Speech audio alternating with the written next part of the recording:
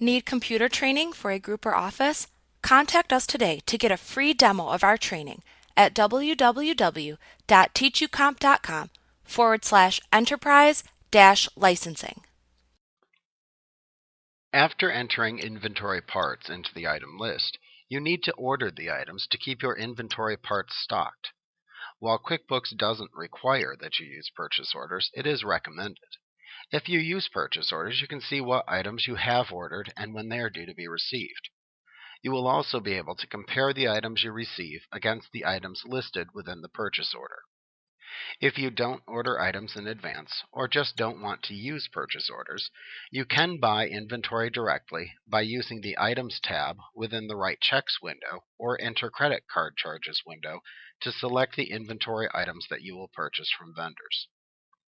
You can create a purchase order by selecting Vendors from the menu bar and then choosing the Create Purchase Orders command. You can select a vendor from the vendor drop-down at the top of the window to fill in the vendor data within the form. Then enter the date of the purchase order into the Date field. The next available purchase order number will then appear within the PO number field. If you have multiple shipping addresses, select the name of the shipping address to send the items to from the Ship To drop-down. Then click into the first row underneath the Item column and select the name of the inventory part item that you want to order. The information for the selected inventory part will then appear within the description and rate columns within the form, but you can change this if needed. You then enter the number of items to order into the quantity field.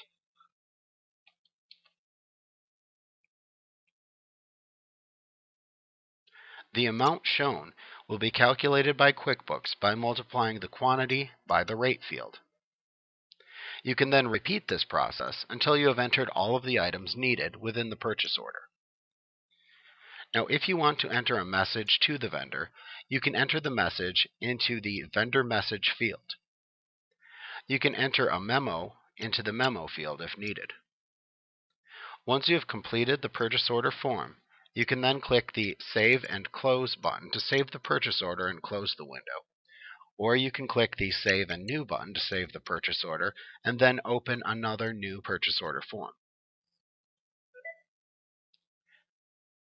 Now, after you initially create a purchase order, QuickBooks creates an account called Purchase Orders within the chart of accounts.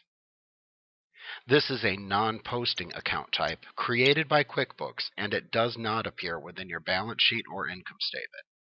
The Purchase Orders account is simply used to produce a quick report showing current purchase orders so that you'll always know what has been ordered.